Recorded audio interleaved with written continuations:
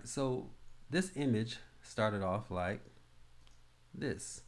So in this video, I'm going to show you how to get rid of blemishes.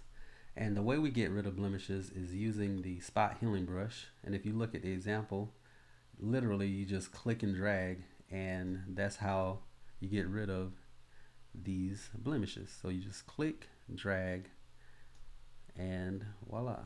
Click, drag, and voila. And basically what it's doing is it's guessing what you want removed based off of the surrounding pixels. So it looks at all the different colors and pixels that are surrounding that one area and say what is different, what stands out. Oh, that's what you want me to get rid of. I'll get rid of that. Now what you don't want to get rid of on people are some of their permanent marks, like a beauty mark or mole or something, or even freckles.